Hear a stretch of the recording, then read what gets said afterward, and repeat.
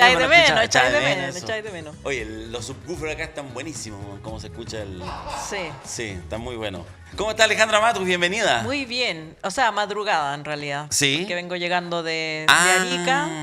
Llegué a las 2:30 de la mañana. ¿Estás en Arica? Estaba en Arica. Me ¿Qué fuiste a hacer? Fui a dar una charla en una certificación de mujeres líderes, formación de lideresas. ¿En serio? Sí. ¿Su pitutito podríamos decir? Su pitutito y me regalaron esto. Oh, Mira, qué lindo. Reconectando con las raíces. ¿Qué dice?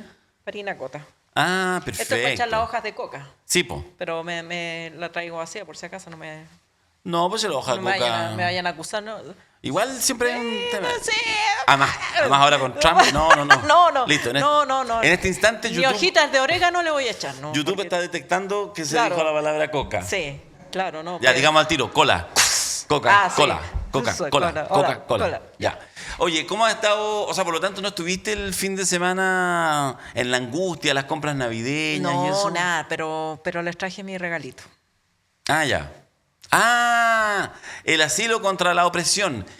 Que en este instante en que ustedes estén viendo el estreno de 32 minutos, Ya ya se va a haber lanzó. terminado Claro. el lanzamiento, porque es hoy lunes en la tarde. Pero lo pueden encargar por Instagram porque esta es una edición independiente, una editorial independiente, Fin de Mundo. Ya, pero muéstramelo. Po. Ya.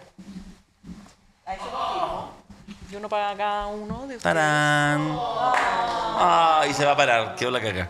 Ya, yo relleno más. Trata de no patear la cámara, por favor. Ah, ya. Este es La obra escrita. Es la obra. Tenéis que decirlo al micrófono, no se Sí, escucha ni es un la carajo. obra escrita. Ya, o sea, es el... ¿Cómo se dice? El guión, el libreto. El libreto. El libreto. El libreto. O sea, en el fondo con esto, sin la portada, trabajaban los actores y actrices Exacto. de El asilo Y contra los la opresión. directores. O sea, con esto yo ya podría montarla. Te lo podrías montar, exactamente. Yo haría de... ¿Qué personaje haría yo? Juan Gabriel. Juanga. Ah, Juanga, Yo sería no, Juanga. Juanga. Entraría así. Juanga es lo Sí, mejor. sí. Sí. A Juanga con Gallito. Oye, Sí. qué bueno que lo sacaron en esta... Sí. Después de 1 año y medio de éxito. No, 2 años y medio. 2 años y medio. Sí. De hecho, tuve que Mentira. recordar, que ¿Sí? se estrenó en 2023. Ah, a mediados Fue de la año, eso sí me obra, acuerdo. sí, fue la obra más vista el 2023 Mira tú. en el GAM. Sí, Ay, qué bueno. Y dedicado a sus hijes. Qué lindo. sí. Ya, perfecto.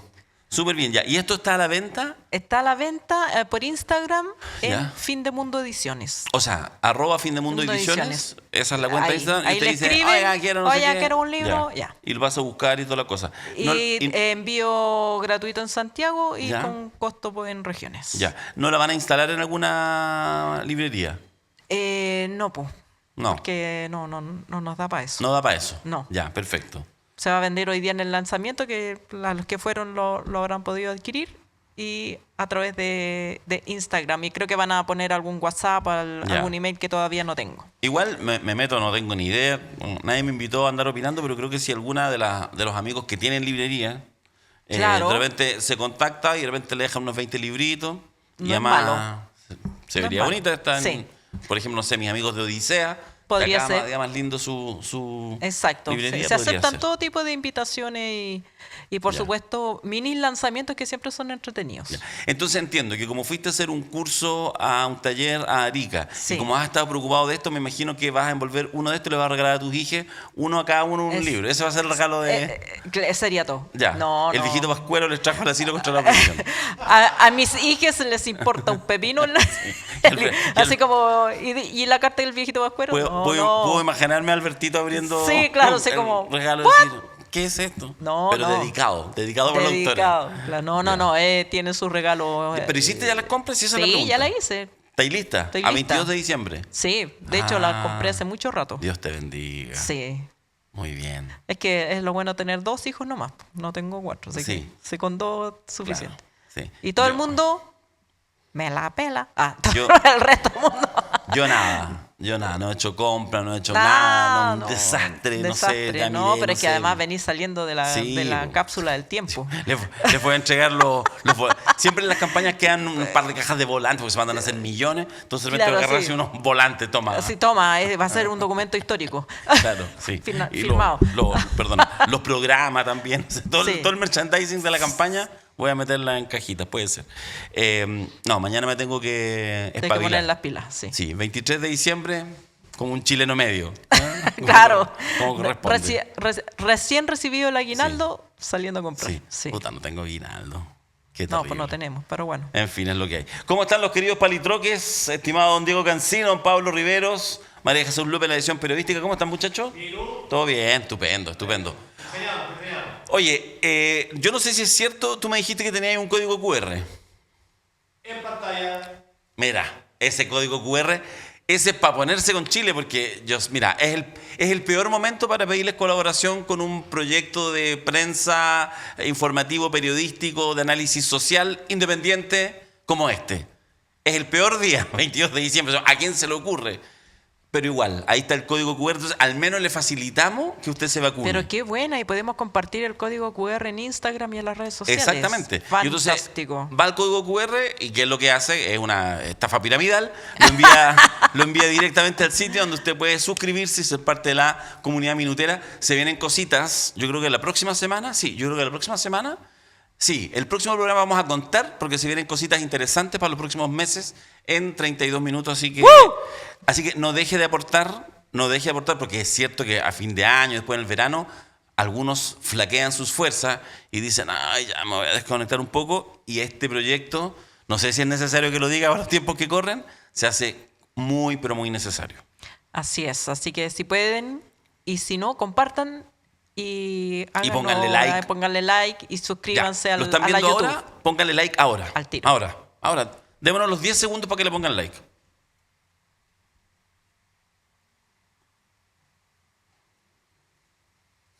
Ya, listo. Le puso like. Y Ya. con eso, ¿cuál es la gracia? No que nos demos color, sino que el algoritmo, esas tonteras, como que lo ve más gente. Eso. Lo hemos hablado tantas veces.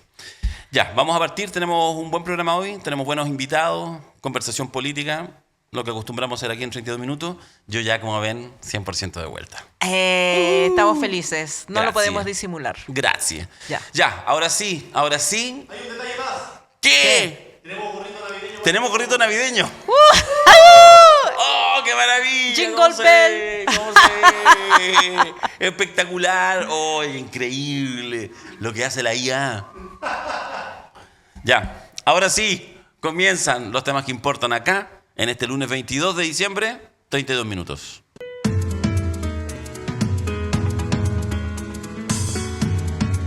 Iniciamos los temas que importan acá en 32 minutos, preguntándonos cómo fue la primera semana de José Antonio Kast como presidente electo. Alejandra Matus. El líder republicano partió el lunes pasado con sus actividades como un presidente electo. Durante la mañana de esta jornada compartió un desayuno con los vecinos de Buin para posteriormente dirigirse a La Moneda a reunirse con el presidente Gabriel Boric a eso de las 11:30 horas junto a su señora Pía Adriasola y 5 colaboradores que fueron recibidos por el ministro del Interior Álvaro Elizalde en la entrada del palacio. Pese a las duras críticas cruzadas que hubo durante la campaña entre el gobernante saliente y el entrante, el encuentro, según Boric, tuvo un tono cordial, respetuoso, institucional y con altura de miras. Además, durante esa misma jornada, José Antonio Kast procedió a instalarse junto a sus equipos en la casona Las Condes, conocida como La Moneda Chica. Durante el martes en la mañana, cerca de 40 horas después de su triunfo, el líder republicano llegó a la capital trasandina junto a su jefe económico, Jorge Quirós, el presidente de la presidenta de la CPC, Susana Jiménez, y Francisco Pérez Maquena, el gerente general de Quiñenco. Milei recibió a Kast en la Casa Rosada con un efusivo "¡Qué triunfazo!". Así exclamó el argentino al abrirle la puerta del despacho. El encuentro se extendió por casi 2 horas. En el comunicado oficial, ambos mandatarios informaron que trazaron una hoja de ruta para el trabajo conjunto a partir de marzo, cuando Kast asuma la presidencia de Chile. Entre las prioridades acordadas figuran la seguridad regional y fronteriza, la lucha contra el crimen organizado transnacional, la promoción del comercio y las inversiones y la cooperación con sectores claves de la economía. Además, Milei confirmó que viajará a Santiago el próximo 11 de marzo para participar de la ceremonia de traspaso del mando. Durante la jornada del viernes, el presidente electo visitó en su casa al expresidente Eduardo Frei. Tras esa reunión, Kast confirmó que también se reunirá con la expresidenta Michelle Bachelet, aunque sin dar a conocer cuándo y dónde será ese encuentro, pero bueno, sabemos que ocurrió hoy. Todos los problemas que nosotros tenemos que enfrentar es mirando desde Chile hacia el mundo, dijo. No tenemos por qué nosotros asumir conflictos que hay en otras latitudes, sino solo pensar en la calidad de vida de nuestros compatriotas. Lo mismo haré, ya que me va a recibir también con la expresidenta Bachelet. Lo mismo haré con ella, le pediré consejos, le diré cómo lo hacemos para que Chile vuelva a recuperar el reconocimiento mundial por la estabilidad, por la seguridad, dijo el presidente electo. En paralelo se encuentra preparando su gabinete, que espera tenerlo listo durante la primera quincena de enero. Hasta el momento hay 3 ministros que todos dan por seguro. El político de la UDI, Claudio Alvarado, que ya fue ministro también, y su ex jefe de campaña, Martín Arrau, y por supuesto Jorge Quirós. Y está en evaluación la opción de Mara Cedini para ser la portavoz del gobierno. Ahí están entonces los primeros días que estuvieron, vamos a conversar de eso con nuestros siguientes entrevistados, los primeros días de Kast como presidente electo, muy ágil, o sea, 48 horas y ya viajando a Buenos Aires, fotografía motosierra incluida. Habrá que evaluar si es bueno, es malo, si son señales, si es anecdótico, lo veremos seguramente en el futuro. Y lo que claramente está, este plazo autoimpuesto, que él dice, no, la primera quincena de enero. O sea, se pone plazo 15 de enero. En general, en estas cosas uno dice, es mala consejera autoimponerse plazo, pero anda muy a lo campeón Kast, y ya lo dijo en los últimos meses, él y su círculo, que ya tenían todo el diseño preparado, que más o menos puede tener cierta lógica, primero porque corría con un gran favoritismo, ya sobre todo cuando pasó a segunda vuelta, me refiero.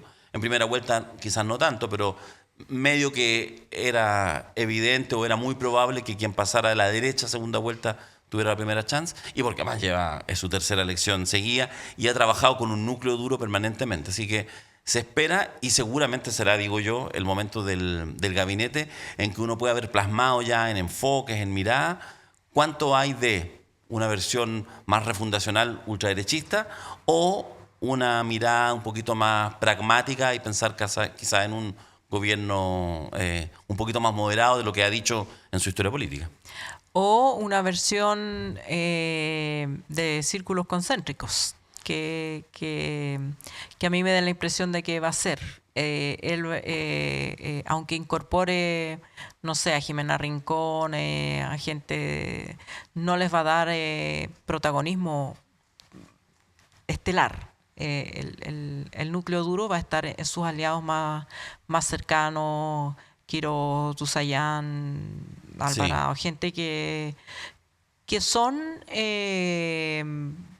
también discípulos, o sea, se ha hecho mucho hincapié que son los discípulos de Jaime Guzmán, que es una UDI más dura, y por más que se haga este discurso de unidad, hay objetivos centrales que a mí me parece que no habría ninguna razón política por la cual no los persiguieran, por si obtuvieron 58% de la votación. Es lo que uno esperaría de cualquier gobierno que obtiene esa votación. Si fuera un presidente de izquierda, uno esperaría que con una votación de ese calibre haga cosas inmediatamente.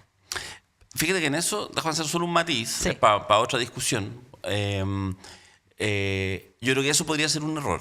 Lo que quiero decir es, uno puede mirar José Antonio Kast, su certificado que lo designa como presidente de la República, y puede mirar los 7.200.000 votos y el 58%. Yo creo que eso en general es un error para cualquiera, izquierda o derecha. En realidad lo que él debiera mirar, y no es poco, son los 3 millones de votos y el 24% de primera vuelta, en el sentido, esa es la gente que con 8 alternativas vota por ti. Después siempre la pregunta es, ¿ese voto es por ti o en contra de la otra candidata en este caso? Yo creo que ahí tiene, por supuesto uno podría en primera vuelta decir, bueno, en general quizás los que votaron el 12-13% que saca Kaiser, uno podría sumárselo medio mecánicamente, y yo hasta ahí me parece, y eso suma 37%. Entonces yo creo que debiera tener cuidado, bueno, o quizás no, para ver cómo encara su gobierno. Claro, pero en las lógicas políticas la gente se orienta hacia el poder. Y el que gana y pasa y la plata queda en la casa, se lleva todo. Se lleva todo. Y en general me parece que ese va a ser el núcleo. Y claro, es cierto que lo que dices tú, que eso se puede evaporar esa otra base, pero Pero desde la lógica de la política, él tiene que hacer como que el 58% está a favor Claro. de sus políticas. Tienes toda la Sí. razón. Vamos a conversar en un instante con la politóloga Javiera Arce, invitada recurrente de este programa, así que hacemos una pequeñísima pausa para conversar con Javiera Arce, que nos cuente cómo ve este gobierno de Kast, que ya comienza el 11 de marzo. ¿Busca ese disco de vinilo que le falta a tu colección? ¿O quizá un libro sobre tu artista o banda favorita? Somos la tienda de música.cl, una disquería y librería de música online con un amplio catálogo de discos de vinilo de todos los estilos y una dedicada selección de libros sobre la música y los artistas que tanto nos gustan. Despachamos a todo Chile y por compras sobre 79.900 pesos, todo envío es gratuito. Visítanos en www.latiendademusica.cl, el rincón online para amantes de la música. De vuelta acá con nuestra primera entrevistada, tal como señalamos, estamos con Javiera Arce. Javi, ¿cómo está ahí? Bienvenida. Muy bien, muchas gracias. Que esta es una oportunidad bastante inusual, porque la Javi normalmente está fuera de Chile. Claro, no, pero ahora ya está de ahora vuelta. ya volviste. He volvido. Ah, ya. He volvido. ¿Estáis segura? No, quizás no habría sido. Mira, porque si no sé si la hizo estuviera, bien o la hizo si mal. no estuviera segura no me hubiese venido dando un caldo, pero así de proporciones a fines de julio. No, fue como en agosto. Llegué pagando, no sé, 8 o 9 maletas, ¿cachai? Ah, Así ya. como con todo y cajas que llegaron después. O No, sea, fue... se fue al exilio en el gobierno de Boric y vuelve a la patria con el gobierno de Kast, que quien la entiende a Javier Arce. Siempre estoy al revés, fíjate. Sí. Siempre estoy al revés. Doña Alejandra. Un presidente que pretende ir a vivir a La Moneda, que está actuando como presidente electo ya con oficina, con todo, ¿cuál es tu evaluación de los primeros pasos de Kast? A ver, voy a tomar la columna que escribió Matamal ayer, que me pareció bien interesante porque una de las cosas que él advertía, que dado como el discurso inicial del ¿Cuál presidente discurso? Kast, el discurso cuando ganó, Por eso. claro. Nótese la ironía. El largo y tedioso. Largo, No, tedioso. nótese la ironía. ¿Cuál discurso? Claro. Que Sí, eso no fue un discurso. eso no fue un discurso. No, No, perdón. eso fue una cosa... Fue una letanía. O sea, de hecho sí, Sí. debería como contratarse un speech. O sea, ¿y tiene writer. gente buena ahí? Sí, ¿O no, de hecho sí. Pero sí. Como ponerle un poquito más de mística. ¿Sabes de yo creo hecho, que un hilo pasó? conductor. Yo creo que hace una semana antes le dijeron, preparamos ya el discurso, que sea no sé qué, y yo creo que el de haber dicho sí, en su momento supersticioso, y haber dicho, no me preparen discurso, no quiero No queda mufarlo. claro. No quiero, claro. Tengo toda la sensación. Y después era cualquier cosa. O sea, yo lo escuché, me levanté ese día temprano, el día lunes, porque tenía que hacer un montón de cuestiones y me levanté temprano a las 4 de la mañana, porque tenía que corregir cuestiones, trabajo y todo de mi estudiante. Y de repente así como que yo escuchaba y yo decía, no puedo creer. Esto es... ¿A qué hora empieza el discurso? Claro, Bueno, era como, no, ya además vamos a estar unidos, no sé qué. Sí. Pero independientemente de eso, que yo creo que ellos saben su falencia, han entregado mensajes bastante, yo diría, potentes, ¿ya? Yo creo que el primero es como este llamado como a la unidad, y yo creo que también están como, esta cosa como de los némesis, como de Boric y él, y Ya. Kast. Entonces, como que Kast quiere evitar todos los errores de Boric. Entonces, mostrarse como más estadista, más de unidad, con una cuestión más como orgánica también, el tema de la invitación de los partidos hacia esto, hacia este gobierno, esta nueva conformación que ellos están tratando de hacer. Pero además hay otra cuestión que a mí me llama la atención, que es esto como de la austeridad, que es como este mensaje de austeridad. Bueno, yo me voy a ir en un saco de dormir ahí a La Moneda y... Pero pone varios puntos. Lo primero, yo diría, el tema de la austeridad, más allá de eso, de vivir o no en La Moneda. Nosotros conversábamos con una amiga, con mi amiga que era la Teiza, que le mando hartos cariños, que es Core por Santiago. Me decía, ya, pero igual no es tan descabellado, me dijo, porque el tema de la seguridad para los personajes de alto nivel público, como un presidente de la República, es súper jodido buscar una casa, sobre todo también para los servicios de seguridad, vale decir, los carabineros, la gente que lo rodea, de que no puede ser, él no puede vivir en Paine, por ejemplo. Entonces, quizá a lo mejor poner sobre la mesa la necesidad, no sé, pensamos, no sé, en un penthouse presidencial arriba del Hotel Carrera, por ejemplo, donde está la Cancillería, que podría ser donde pudiera vivir el presidente de la República o la presidenta de la República, y además creo que están conectados los subterráneos, entonces por ahí es mucho más fácil y te ahorras un montón de plata también en andarte trayendo en trayectos tan largos y todo, entonces no creo que sea tan mala idea como poner esto sobre la mesa. Lo segundo, que esto veníamos conversando con otra amiga, con mi amiga Vania Figueroa, fue a propósito como de esto entre el amarre, esta ley de amarre que están reclamando respecto del aumento del sector público, que va con cierta seguridad en las mismas plazas de los trabajadores del sector público, que son absolutamente frágiles, pero también el sistema de reclutamiento que están planteando, que lo están denunciando a la Contraloría, etcétera, etcétera. Y ahí yo creo que, teniendo mis reparos, por supuesto, porque obviamente va a entrar gente también de la clase alta, de cercana a ellos, etcétera, pero es un sistema de reclutamiento un poquito más abierto que los que nosotros hemos visto hasta ahora. Y yo creo que también es una respuesta a tanta incompetencia o percepción de incompetencia de las personas que ingresaron al gobierno, particularmente en esta administración. Y eso es un fierro caliente que la Concertación y este gobierno tampoco tocaron, que tiene que ver con un sistema fuerte y serio de reclutamiento del sector público. Yo creo que es un tema que es re poco popular entre los trabajadores públicos, particularmente yo diría que tenemos bases partidarias, por ejemplo, mi compañero José Pérez, que es el presidente de la ANEF, a él no sé si le interesen mucho estos temas, pero yo creo que si queremos ser una democracia moderna, deberíamos pensar en un sistema mucho más extendido que la cosa esta de alta dirección pública, que para qué andar con cosas. O sea, también hay harto movimiento político de cuando llegas a las ternas y todo. Entonces, yo creo que ahí también es como que se abren oportunidades de discusión política. ¿Cuál sería el rol, por ejemplo, de generar una Escuela Nacional de Administración como en Francia o un sistema de servicio civil como en Reino Unido?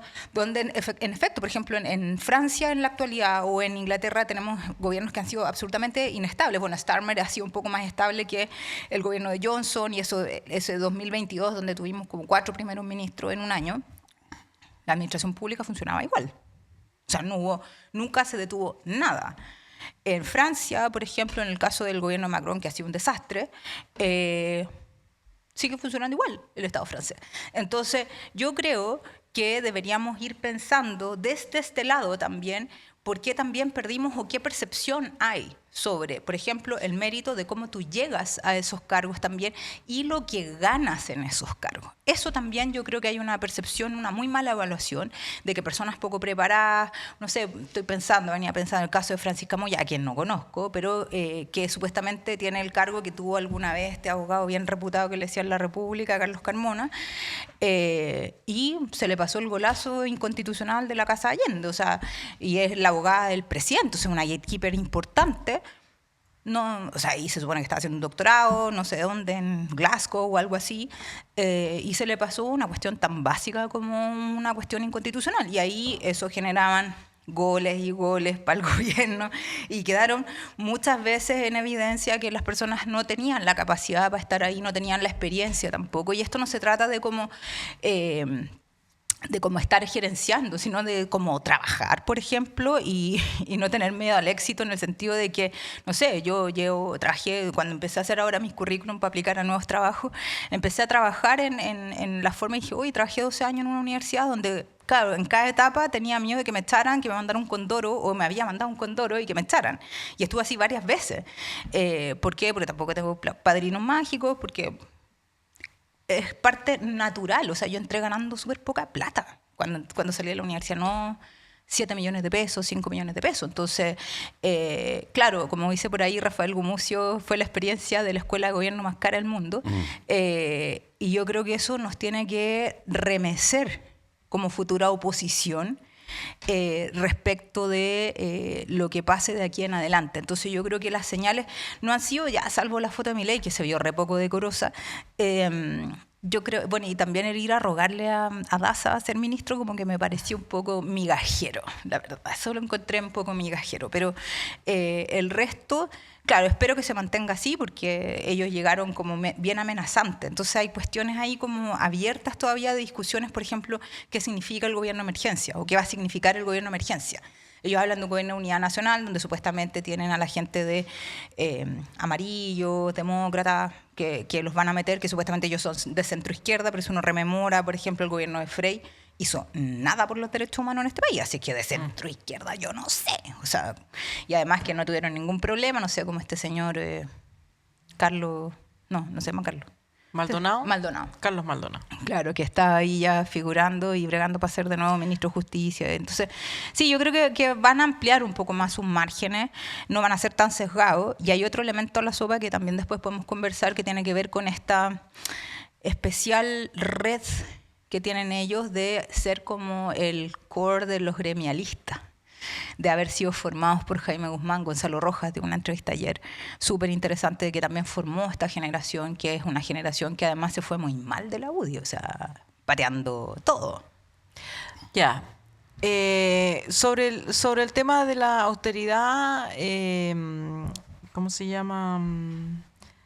Tironi, Eugenio Tironi, dio una mirada que a mí me parece súper interesante en el sentido de que no es la austeridad de como la entendemos laica republicana, sino que una austeridad inspirada como en los principios de la obra, en el sentido de que haya austeridad, digamos, estética, pero que no significa pero con el concepto de fondo de que las personas, esta idea de que las personas tienen que hacer bien su trabajo donde están, y por eso tenían en escuelas para nanas, y por eso una buena nana es una nana que hace la pega lo mejor posible, trabaja la hora que tiene que trabajar, pero no pide derechos. No es contradictorio con rebajar impuestos a los ricos y todo. Es una austeridad del orden aristocrático. ¿O a ti no te parece eso? Es que sí, o sea, no esperaría algo distinto. Ya. O sea, estas personas son el conservadurismo en general. De acuerdo incluso a las doctrinas británicas, estoy pensando, mientras hablaba, me acordaba de Edmund Burke, que es uno de los grandes autores conservadores que estas personas leen, que claro, y además profundamente, no me acuerdo, pero era como, bueno, también muy religioso y todo, que tiene que ver con eso, o sea, como que la gente pobre, qué pena, pero que sean los mejores pobres. Así Claro, sí, claro. Eso es básicamente, como que sean, ya, si van a ser la mejor nana. Y por ahí, si se les arrancaba a alguien, bueno, apoyémoslo, porque era como algo como fuera de serie, fuera de lugar, muy excepcional. Pero lo que tenemos que hacer es esto. Pero, de nuevo, es lo que esperaría yo en términos de coherencia, en tanto ideológica también, y no me extrañaría que esta austeridad también se base como en los votos de pobreza del cristianismo, del catolicismo, o sea, como que... O sea, De un cierto catolicismo, porque claro, no es la teología de la liberación. No, Claro. no. Pero la teología de la liberación cada vez está menos... No, ocupa digo, menos me espacio. refiero para referente, porque si uno dice catolicismo es una cosa Es muy amplio, claro, sí. pero en este caso es como Schoenstatt. Sí, claro, Schoenstattiano, claro, Opus Dei. Opus Dei. Entonces sí, o sea, para mí es como, claro, cuando Cass dice, me llevo mi saco de dormir, no importa. No significa que va a ser pobre, eso es lo que me refiero. Claro, es austeridad, pero es austeridad en el sentido también, yo creo que es el mensaje que quieren dar de que Ahora, supuestamente estamos según la gastando academia, mucho. el 60% apoya esa medida. Yo encuentro que como golpe de efecto es súper bueno. Es muy efectivo Sí. el mensaje. ¿Qué opinas tú? Tiene riesgo que se le vean las costuras, creo yo. Sí. O sea, si de aquí a un año más sucede que efectivamente con una pequeña habilitación, un par de cositas aquí, un ventilador por allá, el tipo está durmiendo fundamentalmente en la moneda de vez en cuando con su señora y efectivamente no arrienda otra cosa y los fines de semana se va a Paine, está perfecto. Pero sí, finalmente hay que hacer cambio, como es monumento histórico, te gastáis 30 millones de pesos en habilitar 2 piezas. O sea, tiene demasiado riesgo. Si efectivamente la primera dama después no se empieza a ver muy seguido en la moneda, Porque Que yo sinceramente... creo que la primera dama se va a quedar en su casa. Pero él ha dicho que se va... Bueno, pero eso también... Claro. O sea... Sí. Entonces, uno empieza a decir, entonces de repente se empieza a preguntar, ¿están separados? Esa pregunta a los 3, 4 meses. O sea, yo creo que es la posibilidad que se te vean las costuras, digamos, Sí. el hilo. Yo creo que es Que se demasiado tape el grande. water. Sí. Suena bien como titular, pero de hecho, por ejemplo, a ver, yo habría esperado algo así que lo podría haber dicho, por ejemplo, Gabriel Boric. Sí.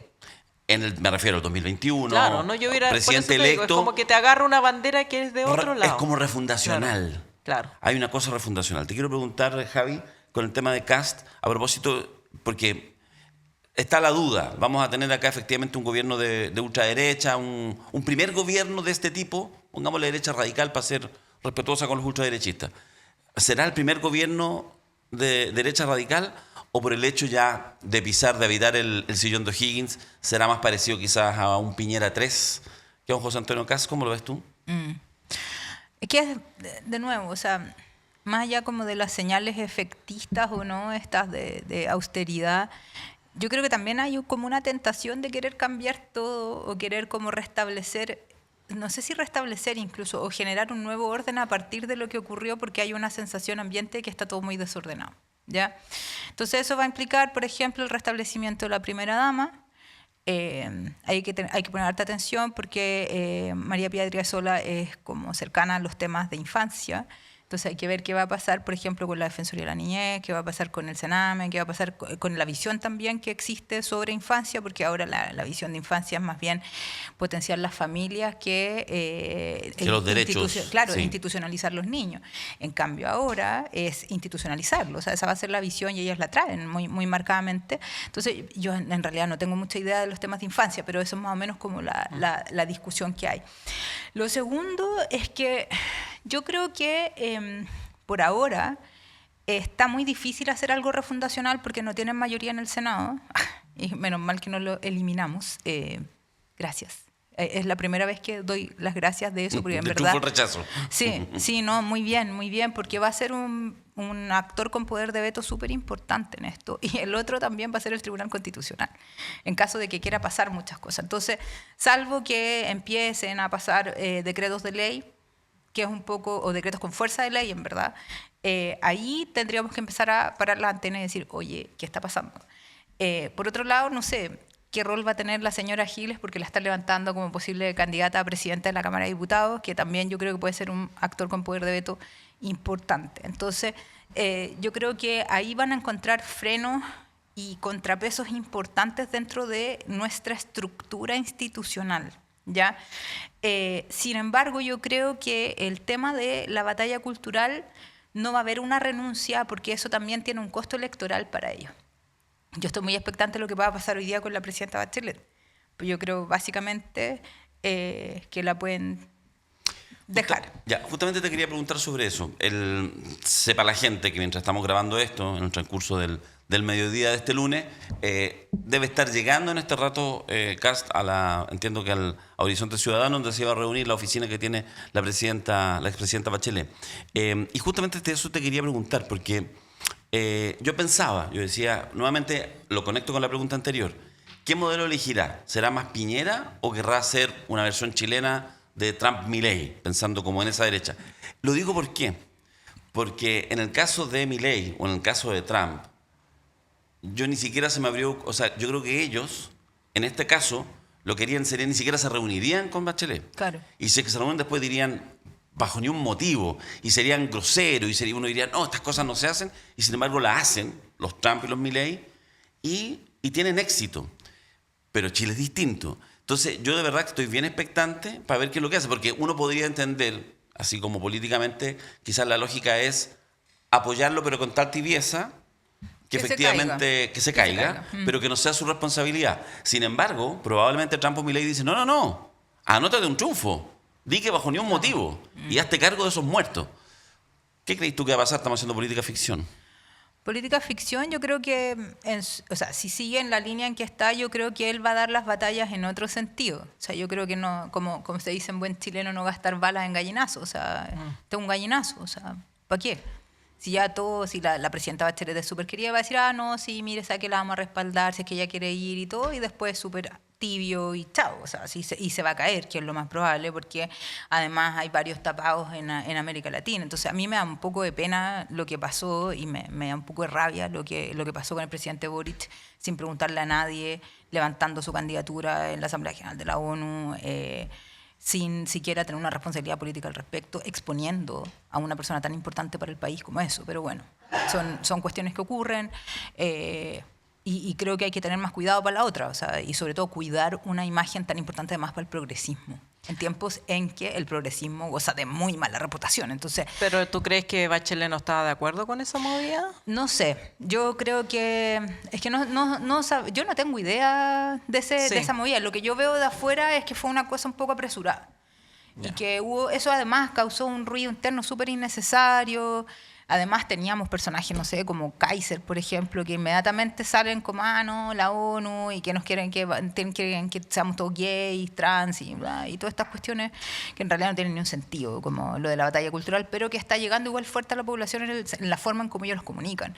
Y ya no sé cómo se abordan esas cosas, porque ya son tan posverdades, son cosas tan mentirosas, tan torcidas teóricamente, que yo no sé cómo se aborda eso. Es muy complejo.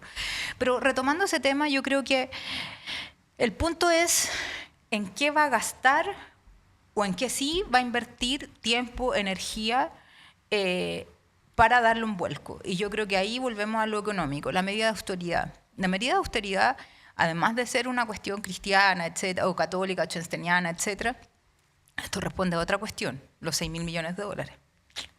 Entonces lo que van a hacer es tratar de ajustar, recortar y empezar con toda esta cosa como de, ojalá, no sé si despedir tanta gente, pero sí las fusiones ya de los biministerios, triministerios, estas cosas que están haciendo. Todo esto apuntando precisamente a rebajar el gasto fiscal.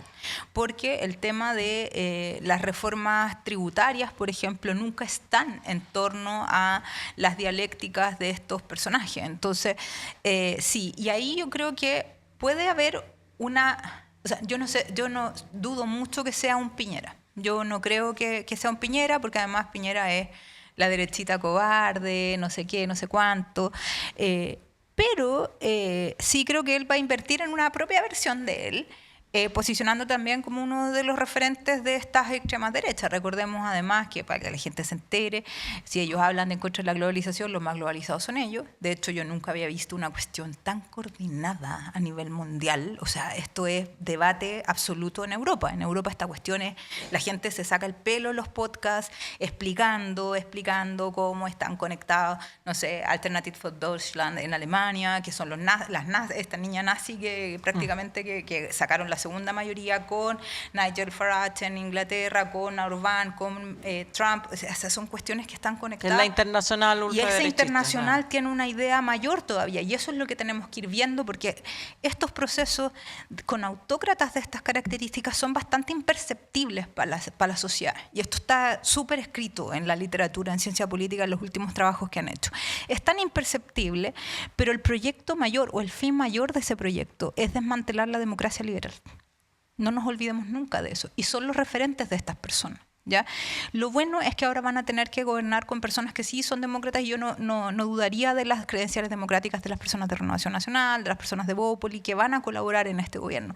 Pero sí creo que hay que estar muy atentos y atentas a las medidas que ellos van a incorporar dentro de reformas políticas o llamadas reformas políticas también. Y ahí hay que poner harto ojo, porque hay cuestiones claves, por ejemplo, los partidos. ¿Qué va a pasar con los partidos? Las elecciones, la prensa, la asociatividad de la ciudadanía, los derechos fundamentales. Estamos hablando de derechos de desplazamiento, derechos de asociación.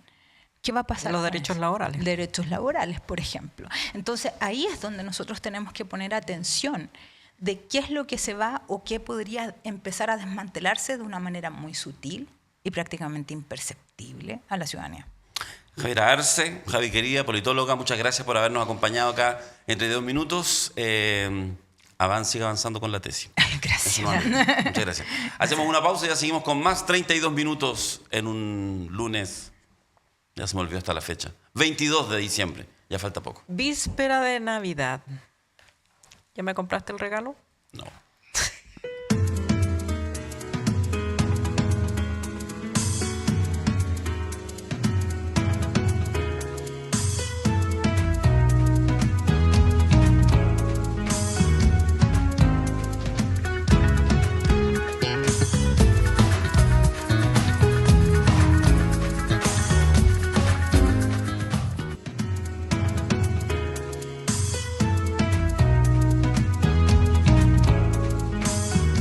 Seguimos con 32 minutos, no olvide ponerle like a esta transmisión, siempre es bueno para que más gente se entere. Y vamos a conversar, vamos a ver a una semana de la derrota de Janet Jara, cómo el oficialismo ha interpretado las culpas, los responsables, los análisis. Alejandra Matus. La tarde del miércoles pasado, Daniel Jadwe hizo una autocrítica como sector tras la derrota de Janet Jara y planteó que la izquierda ha perdido fuerza en el trabajo en las bases. Sin embargo, rápidamente el exalcalde de Recoleta apuntó al presidente Boric como el principal responsable. Comillas, es un gobierno que prometió transformaciones y que terminó siendo el gobierno del doble desistimiento. Un gobierno que además traicionó su programa. Aprobó el TTP-11, militarizó la Araucanía, hizo todo lo que antes decía que no se podía hacer. Es un gobierno que tenía ese techo que le ponía a la candidata Janet Jara, que hizo todo el trabajo que podía hacer. Daniel Jadwe también lanzó dardos contra el comando de Jara. Según el equipo, campaña se extralimitó. No había necesidad de maltratar tanto al PC, que había ganado la primaria. Parte del pueblo no entendió por qué la candidata renuncia al programa con el que ganó la primaria para tomar el programa que perdió por paliza la primaria, criticó el exalcalde. Por su parte, la ex ministra del Interior y ex candidata presidencial, Carolina Toá, dijo que, comillas, el balance de los gobiernos hace tiempo que ya no depende de lo que dicen los gobiernos en las últimas semanas en La Moneda. Depende de una maduración que tiene la opinión pública, que después de un rato, cuando sale de escena el gobierno y se le empieza a ver con distancia, empieza a ponderar de otro modo los elementos que lo caracterizaron, cierre comillas, dijo. Sobre la derrota electoral, Toá reconoció que pensó que sería menor la distancia entre los votos obtenidos por los candidatos. Siempre pensamos que no iba a ser una elección voto a voto, o sea, la derrota se veía venir y que iba a ser voto a voto no se veía muy factible. Era probable que hubiera una distancia importante, no tanto como la que hubo, afirmó. En tanto, la presidenta del Partido Socialista, Paulina Bodanovich, se refirió a la derrota como una derrota del sector y no particularmente de Janet Jara. Muchos dicen que porque era comunista o porque era la continuidad del gobierno. Pueden ser aspectos que hayan influido en algún sector de la población, pero era nuestra candidata que ganó las primarias del sector y por lo tanto el análisis hay que hacerlo en conjunto, dijo Bodanovich. También manifestó que aquí los que quieren echar la culpa al gobierno o solo a la candidata tienen una visión muy estrecha del fenómeno que ocurrió, que además no es algo nuevo. Bueno, vienen efectivamente los momentos de los análisis, lo van a hacer los partidos. Tenemos todavía un par de invitados, algo vamos a preguntar también. Tenemos un invitado del Partido Socialista, después viene el Frente Amplio. A mí, fíjate que me pareció interesante en la primera semana que, no sé, o quizás no lo estoy viendo, no veo cuchillos largos, veo reordenamientos, veo por supuesto, o sea, la coalición que pierde la elección eran 9 partidos. 9 partidos que además no son coalición, ni siquiera actualmente, en el gobierno me refiero. La democracia cristiana no pertenece al gobierno. E incluso de los otros 8, hay algunos que están bien en los bordes. El Frente Regionalista Verde Social, que de hecho salió del gobierno, lo sacaron de todos los cargos, en alguna medida Acción Humanista. Es decir, quiero decir que hay en realidad distintos matices. Y en ese contexto, a veces uno puede esperar en una derrota que ya desde el día siguiente se busquen así responsables, pero tajantes. Me parece que hay un nivel, digamos, de diálogo y de diferencia sensato. Siempre la prensa, y está en su rol, cuando entrevista a cualquier personero político, pondrá como titular lo que exacerba la diferencia, si no sería una lata. Es así, digamos, así es la vida. Y por lo tanto, claro, ha habido algunas palabras críticas, sobre todo en la figura del presidente, de Gabriel Boric, que después de la primera semana diría que quizás es como el principal señalado. Pero más allá de alguna intervención, quizás la del propio Daniel Jadwe, no me pareció que ha sido, digamos, destemplado. Ahora, lo que uno sí esperaría es que este primer reordenamiento dé paso, por una parte, 2 cosas. Uno, a una mirada autocrítica más profunda, porque creo que efectivamente la derrota no es solo electoral. Y en segundo término, a por lo tanto, a partir de ese diagnóstico, una estrategia común para lo que viene partiendo por el Parlamento, no solo en el Parlamento, a partir del 11 de marzo del próximo año. Yo creo que ayuda a esa morigeración el hecho de que Janet Jara obtuviera un 42%, porque más allá de las declaraciones de Toa que esperaba un mejor resultado, yo creo que un resultado inferior a 40% y estarían los cuchillos largos. Hay un efecto psicológico, además son 10 puntos, 12 puntos sobre la aprobación del presidente, entonces queda la sensación de que hay fuerza política, de que la derrota no fue tan aplastante como podría haber sido y que eso ayuda a sostener los muebles, me parece a mí. Ahora, creo que por debajo las patas se van a dar igual, porque son... Es política. Claro, porque es política, y porque así tiene que ser, y porque hay lugares en la política que no se han resuelto todavía. O sea, como cuál es el lugar del Frente Amplio entre el Partido Socialista y el PPD, no se ha resuelto. ¿El Partido Socialista se va a inclinar más hacia el centro para estar con la DC o va a intentar ser el polo? El Partido Socialista durante mucho tiempo en la transición era el partido que hacía el vínculo con el PC y con la izquierda cristiana, era como el ancla de la izquierda extraparlamentaria y después se fue metiendo más al centro. Entonces, todo ese reordenamiento va a ser importante porque también yo creo que los partidos de izquierda perciben que si se salen de sus matrices históricas, tienden a desaparecer, no encuentran un lugar. Vamos a conversar de eso ahora mismo a la vuelta con el exministro del Trabajo, justamente igual que Janet Jara, Osvaldo Andrade, histórico militante del Partido Socialista. Vamos a consultarle cómo ve los movimientos de tropa que se están haciendo. Una pausa y volvemos. Inconfondibile. Indimenticabile.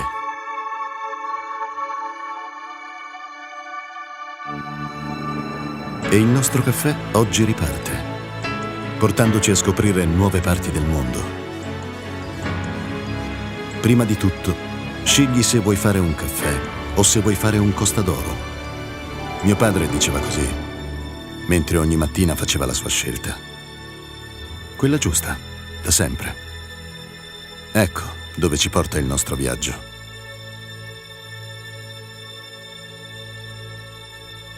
Esattamente dove abbiamo sempre voluto essere. Sulle labbra di chi ama il caffè.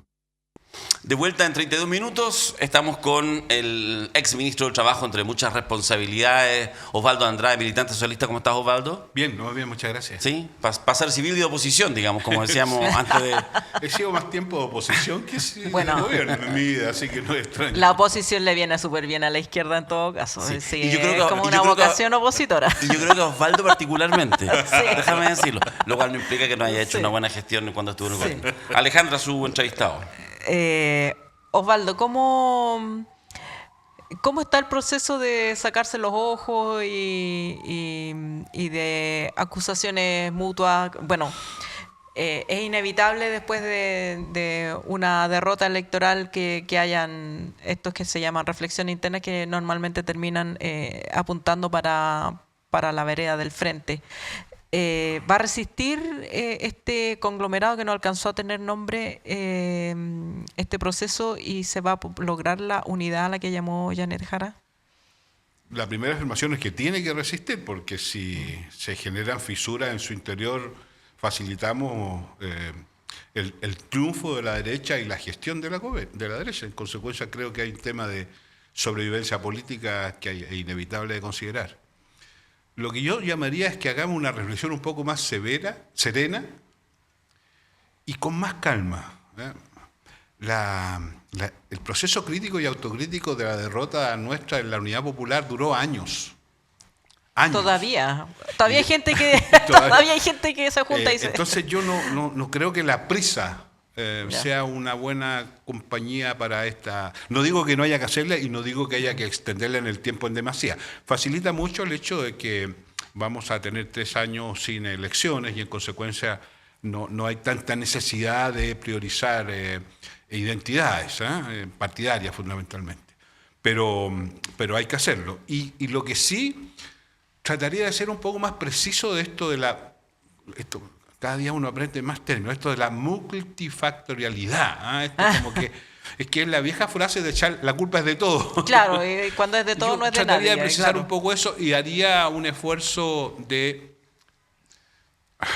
Voy a decir algo que es como obvio. Yo escucharía un poquito más antes de sacar conclusiones muy categóricas. Creo que valdría la pena. Uno de los problemas que hemos tenido desde hace mucho tiempo en la izquierda en general, en mi opinión, es que dejamos de vincularnos. Empezamos a mirar mucho las cosas desde el ámbito gubernamental y creo que valdría la pena volver insisto, no quiero hacer frases grandilocuentes, pero volver un poco a nuestras raíces, ¿eh? Y poner más énfasis en aquellas cosas en donde hemos tenido pérdidas brutales. O sea, el mundo popular hoy día está en otra, el mundo laboral está en otra, no nos reconoce como su aliado, por decirlo menos, ¿no? Yo creo que valdría la pena escuchar un poquito más a esos actores. Ahora, el Partido Socialista en particular, porque me imagino que cada partido tendrá que hacer lo suyo. El Partido Socialista en particular, que ha estado todo este periodo más en el gobierno que fuera del gobierno, ¿qué sentido tiene? Una pregunta tal vez un poco abstracta, pero ¿cuál es el sentido político de la existencia del Partido Socialista mirando al futuro? Creo que lo conversamos hace mucho tiempo Sí. atrás, una vez que me invitaron. Yo creo que el gran problema del Partido Socialista, o los dos grandes problemas son, hay un tema de identidad. Esto de querer representar muchas cosas termina saliéndote de tu matriz fundacional. El Partido Socialista, yo entré al Partido Socialista porque mi viejo me dijo en aquella ocasión que este era el Partido de los Trabajadores y yo realmente creo que eso es su identidad. Ahora, eso hay que ponerlo en el siglo XXI, pero yo creo que esa identidad el Partido Socialista la ha perdido o la ha dejado. Y lo segundo es el territorio.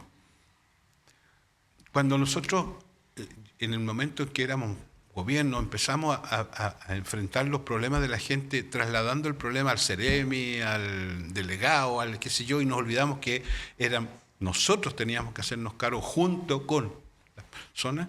Creo que se nos perdió algo que era muy básico del socialismo y era esta intrincada relación permanente que teníamos con el mundo popular, con el mundo de la pobla. Desde ahí nos construimos, digamos, ¿ah? Entonces, yo creo que dejar esas cosas, no digo que haya que revitalizarlas como antaño, no estoy hablando desde la nostalgia, digo que hay que hacerlo seguramente en el marco del próximo tiempo.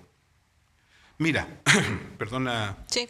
esta discusión que hay sobre los amarres, Sí. que el gobierno dice que el gobierno que entra dice que el gobierno que sale quiere dejar los amarres, pero nadie se pone en las patas del viejo que está a contrata o de la persona que está a contrata, que lleva más de un año en eso, que tiene derecho a que si lo van a echar le digan por qué. En el mundo privado, el trabajador, la tercera renovación se transforma en su contrato indefinido. En el mundo público eso no es así.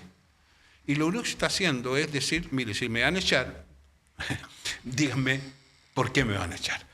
Yo creo que es un derecho que tiene todo el mundo, ¿eh? Y sin embargo la discusión no es desde el trabajador. La discusión es desde el amarre, de que nos están mirando feo, que no es una buena manera de relacionarnos. O sea, pareciera ser que es un problema que tiene que ver con muchas otras cosas, menos con el sujeto del problema. A eso me refiero. Ahora, en ese problema en particular, y que es también una crítica que se ha hecho a otros gobiernos progresistas, es que como que estas medidas se toman en el último mes. O sea, también no hay una pérdida de legitimidad en tomar esta medida ahora y no haberla tomado al comienzo del gobierno, cuando un gobierno que va a entrar pronto viene con casi un 60% de aprobación. Perdona la frivolidad. Sí. Bueno, ¿y qué tiene? Si es una buena medida. Es verdad, uno podría haber sido antes. Hay tantas cosas que podrían haber sido antes. Al mundo del trabajo siempre le han dicho lo mismo. Cuando están muy bien las cosas, no. Cuando están demasiado bien las podemos echar a perder. Cuando las cosas están mal, no, porque las podemos empeorar. Pareciera ser que nunca es el tiempo. Bueno, si esta es una buena medida para el trabajador, que sea a última hora, yo podría estar de acuerdo que debía haber sido hace mucho tiempo antes, como muchas otras cosas. Cuando yo fui ministro, una de las cosas que intenté impulsar fue la negociación ramal. No dio el resultado. Se va a presentar ahora, van a decir, bueno, lo están presentando a última hora. Bueno, pero prefiero que la presenten, porque si no va a tener que seguir esperando. Entonces, reconociendo que puede ser una crítica válida para los que entran y los que salen, yo me pongo al lado de donde debemos estar los socialistas, por eso insisto en eso, de la identidad. Osvaldo, volviendo a la derrota de hace una semana atrás, y pensando que, claro, una cosa es la derrota electoral, ¿cierto? Pero pareciera ser, pongo un supuesto implícito en la pregunta, que como el fenómeno de que no es que llegó la derecha, llegó una versión de la derecha, José Antonio Caz es una versión, veremos cómo ejerce su gobierno, pero al menos como oferta política, es una oferta de ultraderecha, derecha radical, como uno quiera llamarlo.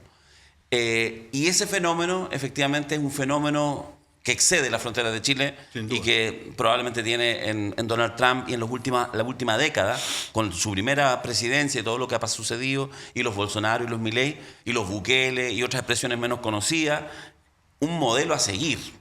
Y eso ya es otra cosa.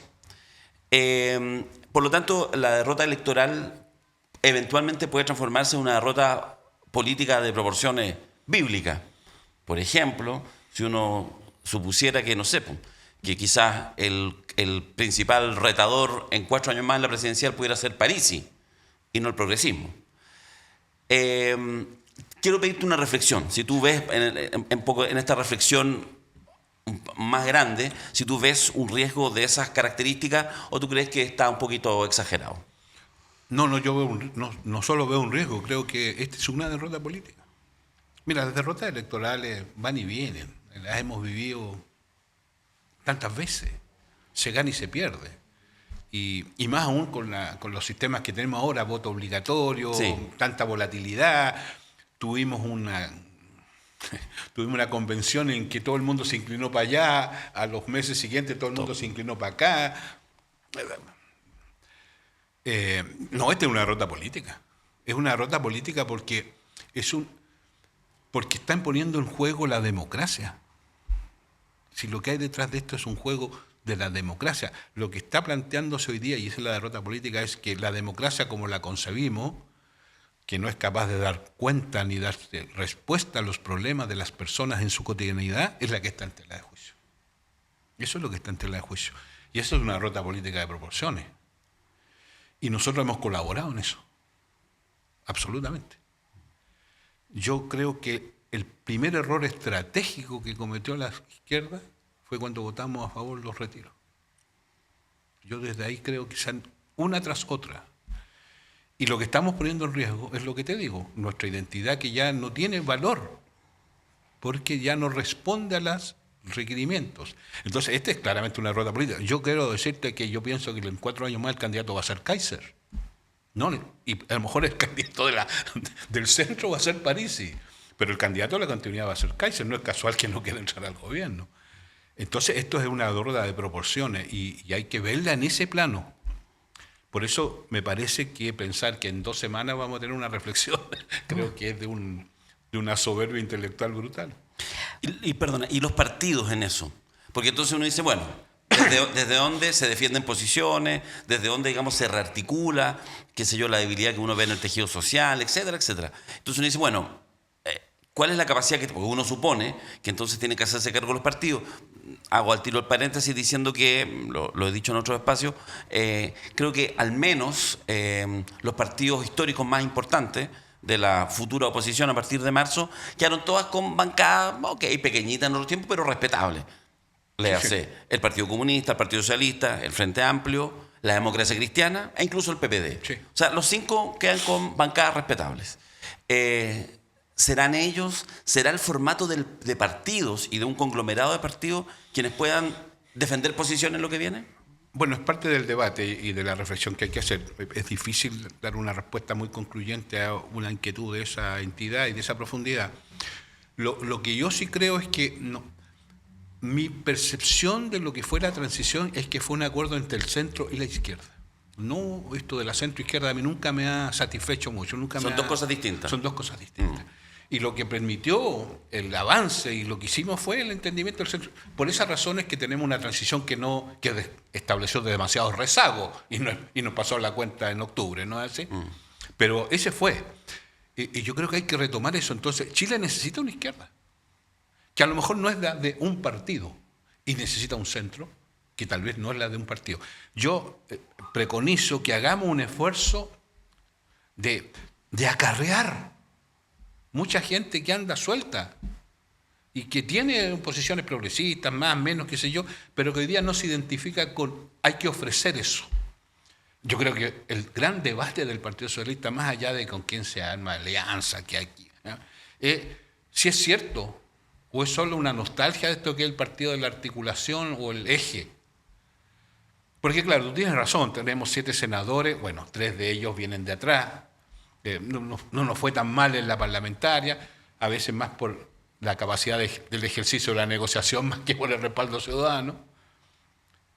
Pero puede ser una nostalgia si estamos pensando en lo que vamos a enfrentar. Nosotros vamos a tener un gobierno en que si se empieza a hacer cierto los anuncios, la gente lo va a ver con atracción. Entonces, esta teoría de la emergencia, esta teoría de que el gobierno, que la catástrofe, que un país que está a pedazos, qué sé yo, si la gente empieza a percibir en las decisiones que se tomen que hay respuesta a esas cosas, al viejo poblador de Puente Alto, y perdona que ponga ese ejemplo, le va a importar más Deng Xiaoping, ¿no? Osvaldo, ¿te imaginas que este puede ser el primer año en que el 11 de septiembre no se conmemora, sino que se celebra? Uy, a ver, yo tengo la impresión que en los que ganaron hay una nostalgia dictatorial evidente. La revalorización de Pinochet en el evento de los libertarios, la revalorización de Jaime Guzmán, que hoy día se ha transformado como el reverdecer, ¿no? Creo que hay un poco de eso. Si además el gobierno, no sé, va adelante con el proyecto para que salgan en libertad los que están terminales, los mayores de 70, y entre ellos sale Krasnov o Herrera Jiménez, qué sé yo, es evidente que vamos a tener una dificultad. Y la preocupación que tengo, a propósito de lo que conversamos, es que a la gente le importe poco eso. Y que solo les importa a aquellos que o sufrimos estas cosas o vivimos estas cosas. Y como somos cada vez menos, porque la gente se muere, me preocupa. Por eso creo que está en riesgo algo más. Mira, paradojalmente el gran objetivo de la izquierda hoy día debiera ser la valorización de la democracia. Sobre todo por lo que tú decías, porque hay una andanada mundial.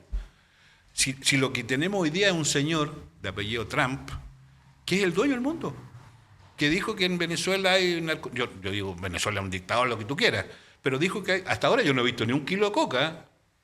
No, pues pero ya se instaló la idea que... y en Irán no hubo ninguna arma nuclear o qué sé yo, y miren lo que terminó. Bueno, si se instala la lógica de un señor que rige el destino del mundo, en Honduras no se saben las elecciones todavía porque este señor se inclinó por uno de los candidatos.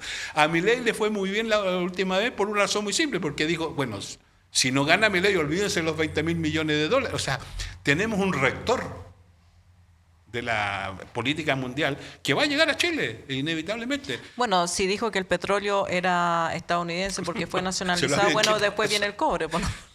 ¿Por qué no? ¿Por qué no? Capaz que tengamos También. la ley del cover de nuevo. Sí, pues sí, pero obvio, No, si es muy es la grave misma esto, lógica. es muy Fue grave. nuestro, es nuestro. Es muy grave. Claro, claro. Entonces, por eso digo, la izquierda tiene un debate bien sustantivo, no es que perdimos y que ya daremos vuelta después, total, la gente cambia de opinión. Es algo más que eso. Estos niños vienen, perdón la expresión, estos niños vienen para quedarse 8 y en una de esas 12, y si no somos capaces... Osvaldo Andrade, militante del Partido Socialista, ex ministro de Trabajo, muchas gracias por tus No, reflexiones. gracias a ustedes. Gracias. Dan ganas de seguir hablando. Así, pues. Hacemos una pausa y ya volvemos con más 32 minutos. ¿Buscas ese disco de vinilo que le falta a tu colección? ¿O quizá un libro sobre tu artista o banda favorita? Somos la tienda de música.cl, una disquería y librería de música online con un amplio catálogo de discos de vinilo de todos los estilos y una dedicada selección de libros sobre la música y los artistas que tanto nos gustan. Despachamos a todo Chile y por compras sobre 79.900 pesos, todo envío gratuito. Visítanos en www.latiendademusica.cl, el rincón online para amantes de la música. Hemos hablado harto de política nacional, de elecciones, de presidente electo. Hagamos una pequeña pausa siempre para mirar más allá de la frontera los archivos de Epstein, que a una colega mía la tienen obsesionado, y las amenazas a Venezuela, los temas que tienen tensionado Donald Trump, o más bien diríamos que Donald Trump tiene tensionado al resto del mundo. Alejandra. El Departamento de Justicia publicó este viernes más de 13.000 archivos derivados de las investigaciones sobre Jeffrey Epstein, debido a la presión del Congreso que aprobó una ley firmada que tuvo que firmar el presidente Donald Trump el mes pasado. Esta publicación había sido esperada durante mucho tiempo por quienes creían que el material podría arrojar luz sobre las actividades de Epstein y sus vínculos con hombres prominentes y poderosos. El Departamento de Justicia dijo que se publicarán más documentos en las próximas semanas. Sin embargo, los archivos publicados, que incluían miles de fotografías y documentos de investigación, aportaron poco a la comprensión pública sobre la conducta de Epstein. Tampoco aportaron mucha información adicional sobre las conexiones de este con empresarios y políticos ricos y poderosos que se asociaron con él. La mayor parte del material procedía de investigaciones sobre Epstein que se remontaban a una investigación inicial abierta por la policía de Palm Beach, en Florida, el año 2005. Muchos de los documentos, que incluían registros telefónicos, bitácoras de viaje y lo que parecían ser expedientes con entrevistas a algunas de las víctimas de Epstein, estaban en gran medida censurados. Uno de los archivos, por ejemplo, de 119 páginas, titulado Gran Jurado NY, que significa Nueva York, estaba totalmente tachado. Además, muchas de las fotografías incluidas en los archivos eran de uno de los adversarios políticos más destacados de Trump, el expresidente Bill Clinton. En muchas de las fotos de Clinton era la única persona cuya identidad podía distinguirse. Los archivos proporcionaban poco o ningún contexto para las fotos. Durante meses, Donald Trump luchó activamente contra la publicación de los archivos Epstein. Los calificó de engaño demócrata y amenazó con castigar a los miembros del Congreso que votaran a favor de permitir que se hicieran públicos, por lo que se esperaba que la presencia del presidente de los Estados Unidos estuviera en la mayoría de los archivos. Sin embargo, la mayoría de las fotos de Trump divulgadas el viernes ya se habían hecho públicas anteriormente. El nombre del presidente también aparece en entrevistas con Maxwell, transcripciones que el Departamento de Justicia ya había hecho públicas y que volvió a publicar este viernes. Por esta razón, los demócratas del Comité de Supervisión de la Cámara de Representantes de Estados Unidos han denunciado que el Departamento de Justicia ha borrado material de los archivos del delincuente sexual Jeffrey Epstein, en el que se podía ver al presidente Trump. El líder del Partido Demócrata en el Senado de Estados Unidos, Chuck Schumer, ha insinuado que las autoridades estadounidenses podían estar ocultando mucha más información. Este podría ser uno de los mayores encubrimientos de la historia de Estados Unidos, ha sostenido. Por su parte, el Departamento de Justicia ha afirmado que los documentos seguirán siendo revisados y censurados de acuerdo con la ley, con mucha precaución a medida que recibamos información adicional.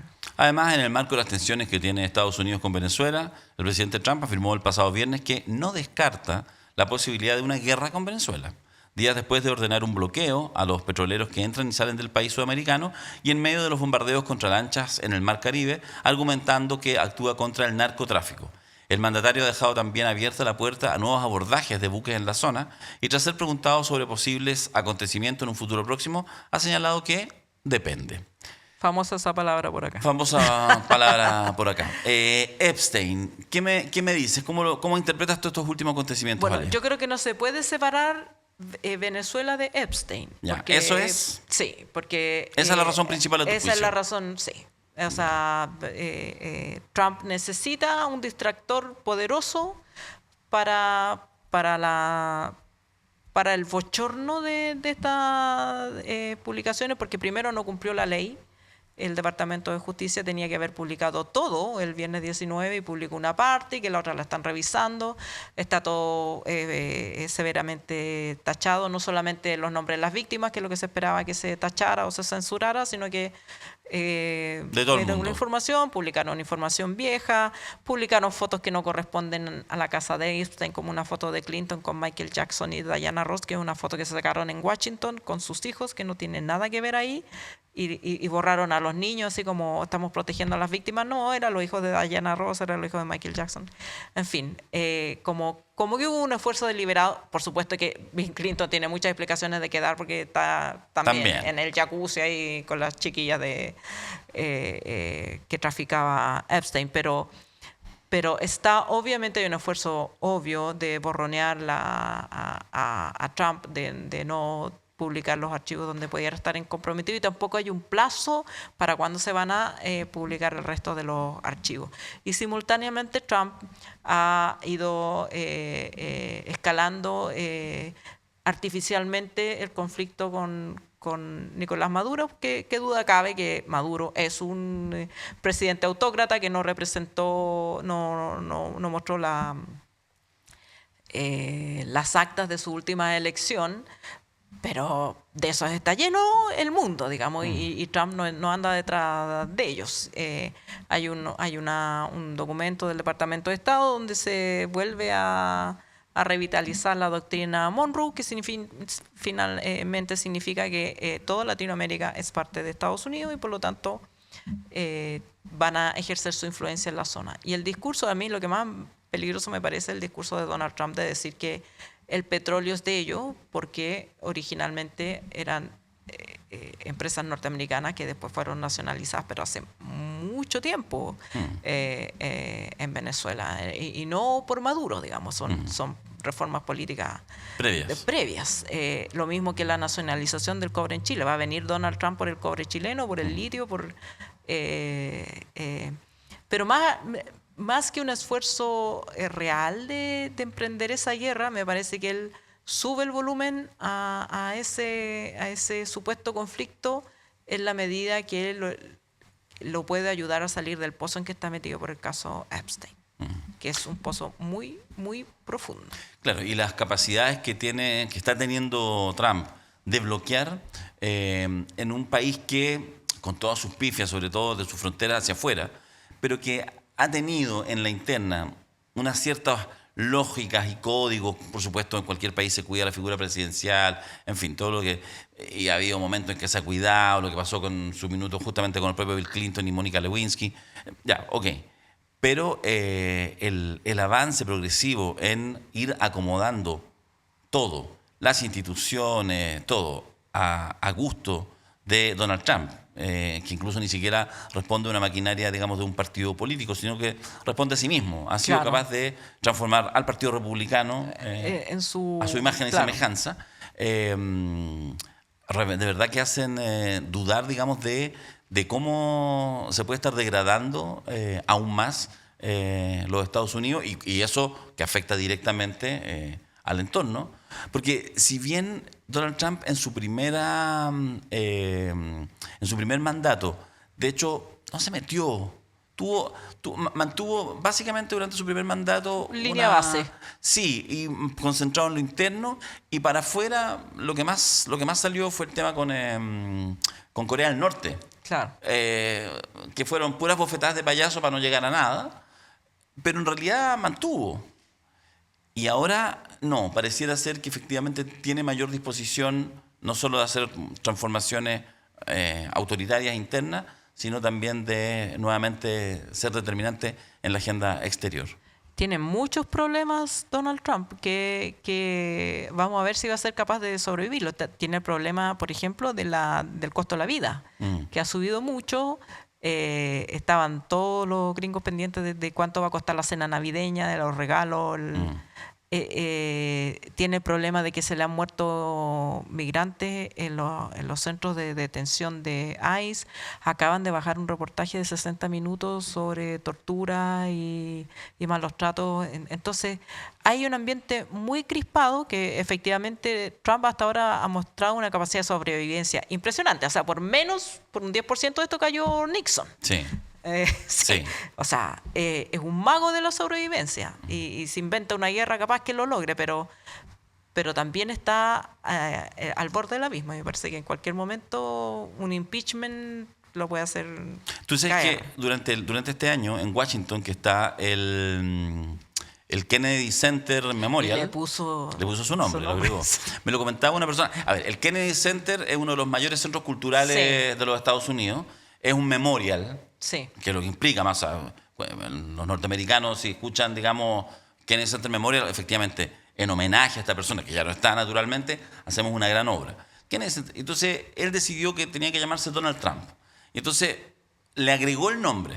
De hecho, en el, digamos, donde está, nos Sí. sacaron las letras que están hechas como en Se lo piedra. pusieron encima. Encima. Entonces, además, dice, de Donald Trump and de Sí. Kennedy, no Sí. puede ver en la misma oración de, Sí, está, y además memorial. claro. No está muerto Donald Trump, por desgracia. Entonces, o sea, lo que quiero decir es, de verdad, un nivel, a eso se le suma el premio que se inventó con la FIFA. Sí. Se inventó, como no le dieron el Nobel de la Paz, que Sí, igual me- se lo adjudicó, dijo, bueno, María Ya. me llamó, María Ya. Corina, me dijo que es mío, Sí. ¿ok? Entonces, obligó a Fantino, se están saliendo detalles, incluso las características. Quiero que me inventen un premio por la paz del mundo, no sé qué, y con estas características, etcétera, etcétera. Y la FIFA, que es la mafia, se lo Se dio. lo dio, pues, claro. Es Pero impresionante. Es impresionante y claro, los insultos que le dicen las periodistas mujeres. Sí. O sea, el tipo está detonado y ahí está. Digamos que sigue ahí, Y- pero se está creando muchos frentes de conflicto que Y pueden generando, ser- sí, pero generando mucha adhesión también en el resto del continente. Esa es la parte Sí, compleja. esa es la parte compleja. Vamos a hacer una pausa. A la vuelta vamos a estar con Gael Yomans. Vamos a retomar los temas internos, la diputada del Frente Amplio, para que nos cuente cómo ha visto esta semana ya desde la derrota de Jara y el triunfo de José Antonio Caz. Una pausa y volvemos con Gael Yomans.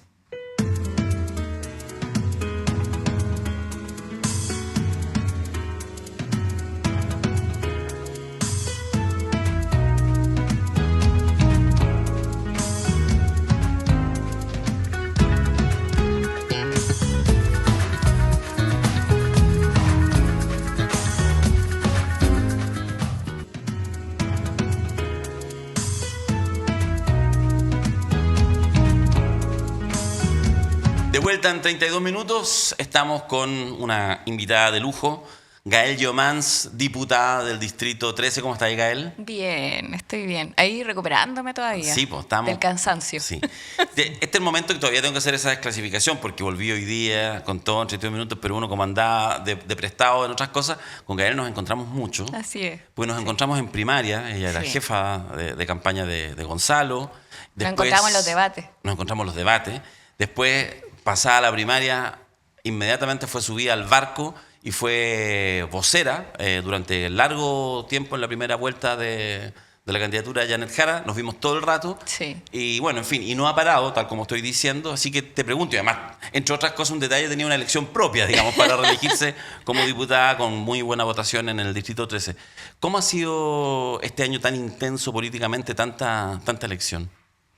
Sí, a veces la intensidad da como que hay que ir procesando de a poco reflexivamente cada una de esas elecciones, cómo uno lo enfrenta, qué cosas te quedan en la cabeza dando vuelta. Y yo creo que esa va a ser un poco la tónica también de esta finalización de un gran año electoral. Y bueno, estoy cansada físicamente, no puedo decir lo contrario porque es la verdad. Pero creo que es momento y al menos estoy motivada con este proceso reflexivo que se abre.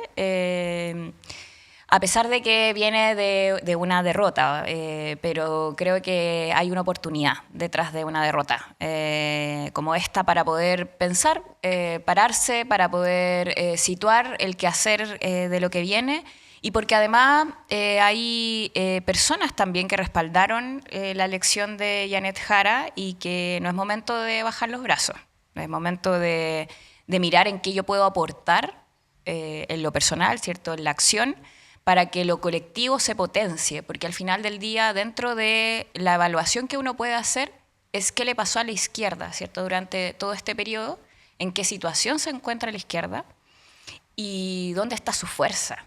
Yo veo en los partidos, por ejemplo, el Frente Amplio, que puede tener muchas firmas de militantes, que ha ido además adhiriendo durante todo este tiempo, estos años además bien convulsos que hemos tenido desde la constitución del Frente Amplio hasta la fecha.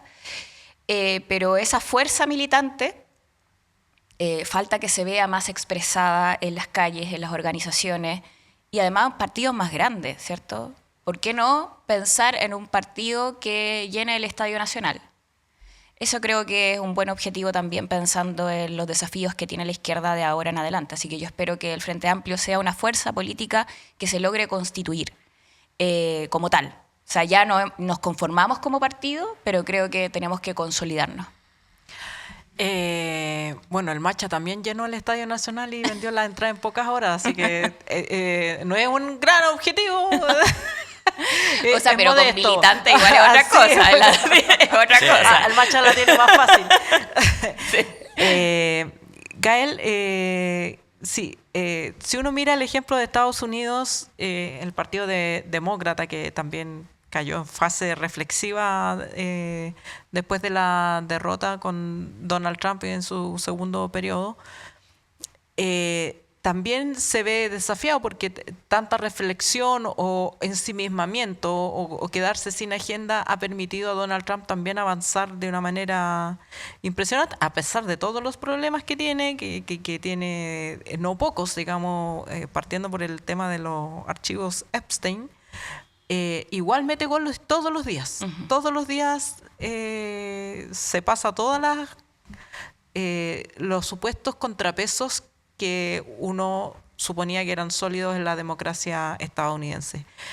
¿Cómo crees que la izquierda chilena o qué diferencias tiene, digamos, con ese proceso que le permitan ser a la vez contrapeso, ser un contrapeso responsable, como lo llamó a hacer Janet Jara, y a la vez hacer la autorreflexión, constituirse como partido? ¿Cómo se pueden manejar todos esos objetivos en un momento que también hay que decirlo, a los partidos también les cuesta hacer estos procesos fuera del Estado? Que, por cierto. Digamos, hay también temas de recursos. Sí. A ver, también me pasa que incluso en términos como de la salida que se da, cuál es la respuesta que se da, no solamente en nuestro país hay una pregunta abierta, ¿cierto? ¿Son los autoritarismos, son las democracias liberales las que dan la respuesta? ¿Cuáles son los límites que han tenido las democracias liberales para dar respuesta a las demandas sociales? Y cómo nosotros nos hacemos cargo de esa reflexión desde una mirada de izquierda. Todas esas son inquietudes que no solo tiene la izquierda en Chile, sino que también en el mundo, y me parece que también esto es una oportunidad para hacérselas, para tener el espacio reflexivo, porque claro, cuando uno está gobernando a la vez que está constituyendo partido y a la vez que todos los años tenemos elecciones, es bien difícil tener todos esos procesos de conjunto. Y yo creo que esas dificultades también las vivimos nosotros mismos. Pero ahora, a pesar de que también tenemos que constituirnos rápidamente en conformar una oposición que sea rigurosa, que sea responsable, que tenga los ojos bien abiertos y los oídos dispuestos a escuchar a la ciudadanía y a constituir partido que sea socialmente representativo. Yo creo que ahí está una de las claves. Me pasaba que las campañas también son oportunidades para poder hablar, conversar con la gente de la política, de cómo la ven, de cuáles son sus principales inquietudes. Y yo también lo vi en la calle, que hay una mayoría circunstancial que apoya a José Antonio Kast. O sea, esa mayoría puede hoy día estar buscando una respuesta en José Antonio Kast desde un malestar, que podría decirse un malestar que sigue abierto desde harto tiempo en nuestro país, y que encontró hoy día esa respuesta. Pero no es una respuesta, digamos, estanca. Puede encontrar otras respuestas posibles en el futuro. Y por eso está abierta esa posibilidad también para la izquierda. Yo no la veo cerrada en lo absoluto. Y ese es además el desafío que tenemos nosotros. Es decir, cómo la respuesta de que el Estado se fortalezca, que entreguemos derechos sociales, que desde la democracia participativa, ¿cierto?, y su fortalecimiento pueda ser una vía para responder a las principales necesidades de las personas, por ahí va, ¿cierto?, nuestra forma de resolver el dilema que tenemos abierto acá. Ahora, desde el punto de vista como ético o moral, la izquierda se ve compelida a defender la democracia liberal, y fundamentalmente también porque la izquierda está marcada por la experiencia de la dictadura en Chile. Pero la izquierda también en el pasado dijo: esta democracia es impotente, no permite dar respuesta a las demandas sociales, por lo tanto la democracia es un instrumento, y los partidos revolucionarios planteaban derechamente gobierno autoritario, digamos, no era la democracia un valor. Ahora es un valor, pero es un valor de las cúpulas político-partidistas, porque lo que sí podemos decir es que este sistema democrático ha sido incapaz de dar respuesta a los problemas, y la gente quiere respuesta a los problemas. Le importa menos, según los estudios, de si es por la vía autoritaria o por la vía democrática. Resuélvanme los problemas. ¿Cómo ve la izquierda porque le pasó también, y perdona que invoque el ejemplo de Estados Unidos, pero Kamala Harris hizo campaña defendiendo la democracia y le fue como el unto, porque la gente no está necesariamente inclinada a defender la democracia como está inclinada a que se le resuelvan los problemas. Bueno, es que, a ver, incluso me remonto a esta como inquietud de si fue el 4 de septiembre y la definición que ahí se toma como, digamos, ese clivaje abierto es la inquietud del, digamos, por eso perdimos ahora, ¿cierto? Como claro. Que también me resuena eso, porque en el fondo ahí también fue una respuesta democrática, institucional al estallido social. Claro, rediseñemos la institución. Exacto. Claro. Y no fue. Claro. Entonces, pero no fue en ese sentido. Entonces también eso me permite como enlazarlo con la pregunta de qué se hizo mal durante este gobierno, para que uno diga, ¿por qué no logramos hilar, ¿cierto? ¿Por qué no logramos llegar? Y si se hubieran pagado los aumentos de pensiones con el Seguro Social antes de enero, si hubiera sido durante el gobierno del presidente Boric, ¿hubiera sido un resultado distinto? ¿Solamente por el hecho de haber pagado las pensiones? Ahí hay una inquietud que creo que es abierta, porque efectivamente durante estos años en que se han hecho reformas que son importantes, no solo la reforma de pensiones, las 40 horas, yo diría que la única excepción que sí se logra implementar digamos, completamente es la ley Papito Corazón, que es real, es concreta, pero que no necesariamente se adjudica a las ideas de este sector político.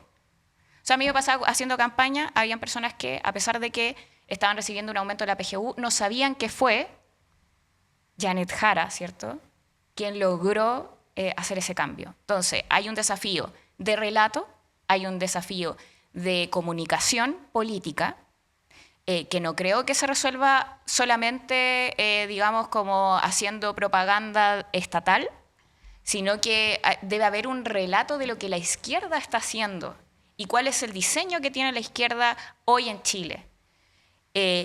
Porque nuestro relato se quedó en el 4 de septiembre, que era el lograr una nueva constitución. Es el relato grande.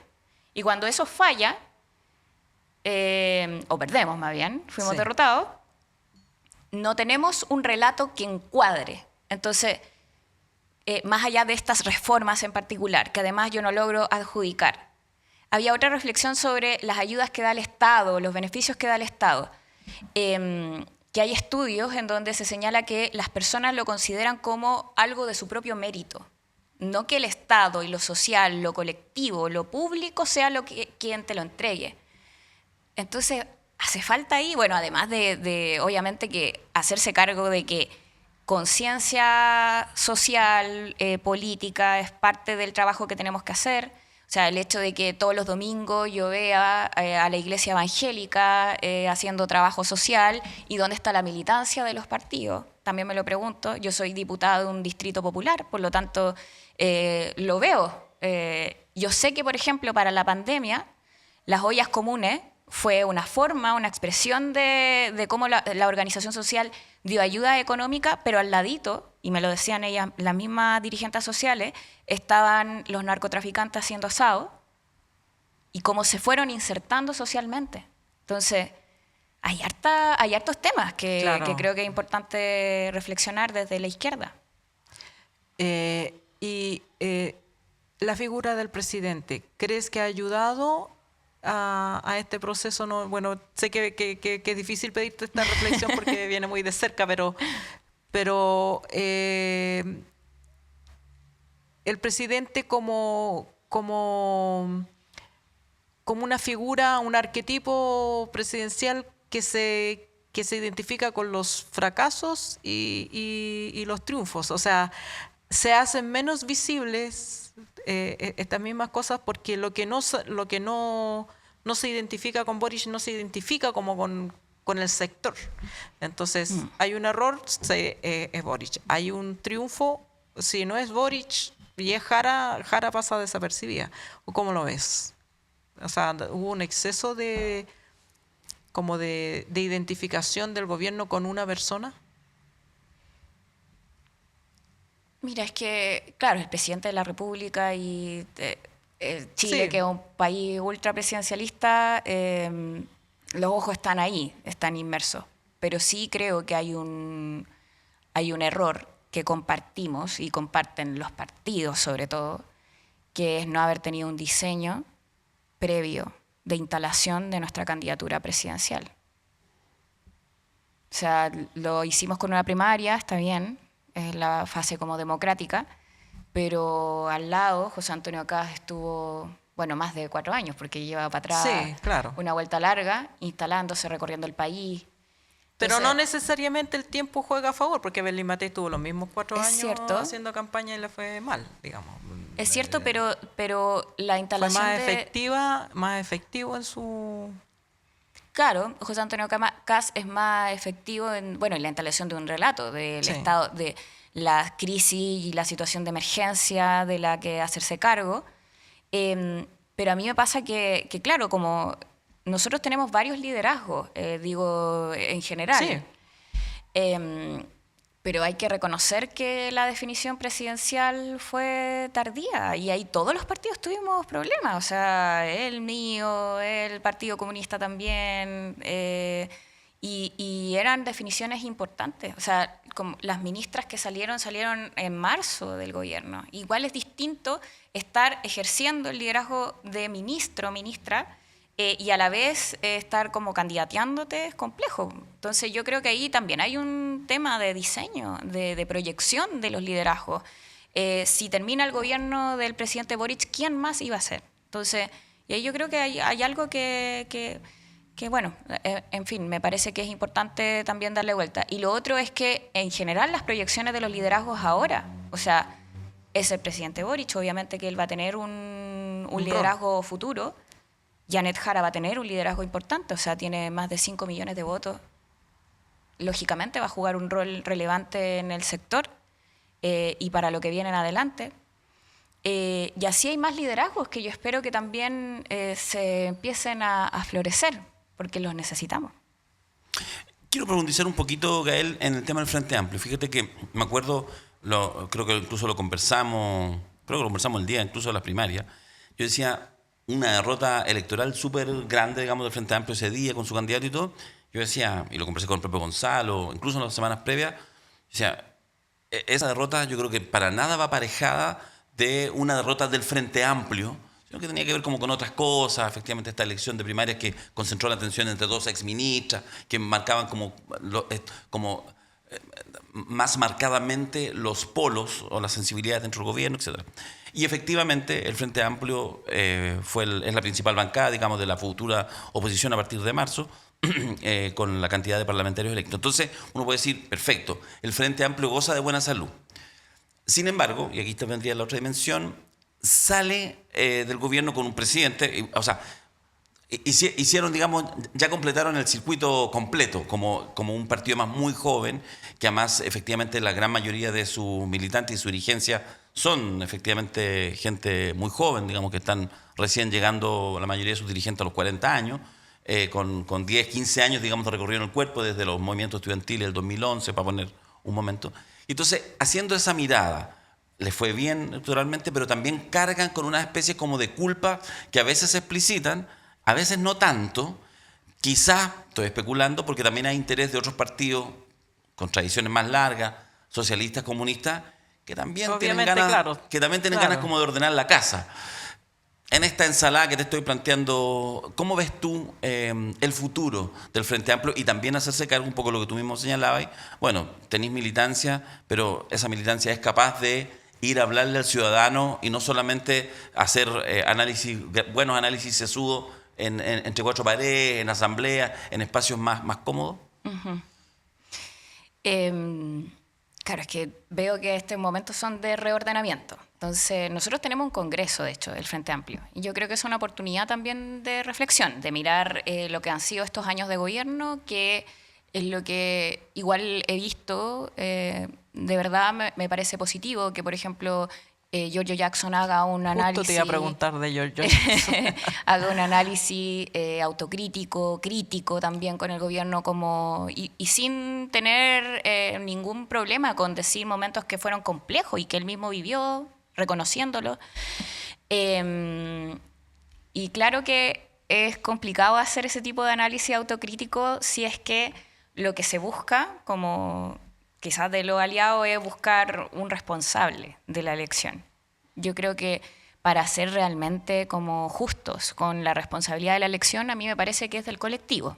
O sea, hay temas X que uno podría decir más responsabilidad acá, determinadas coyunturas. O sea, si yo viera como todos los episodios del gobierno, y los decía también Giorgio en su reflexión, caso Monsalve, incluso los tiempos de la reforma tributaria, sus propias palabras cuando fue ministro de SECPRES, la conformación del comité político. O sea, hay varias instancias que uno puede reflexionar que fueron críticas. Yo también incorporo otras.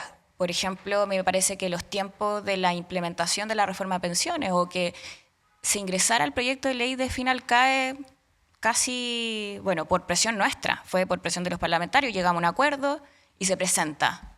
Entonces, eso no debiera haberse presentado simplemente al inicio del gobierno, que son los tiempos donde uno tiene más fuerza. Claro. Entonces ahí hay un problema de diseño, ¿cierto? De diseño de las reformas y de los ejes programáticos. Entonces, en ese enmarque, claro que yo creo que el Frente Amplio tiene que hacer una autocrítica. Lo creo. Pero creo que esa autocrítica también corresponde hacerla en su mérito a lo que nos corresponde a nosotros como tal, pero también le corresponde al colectivo.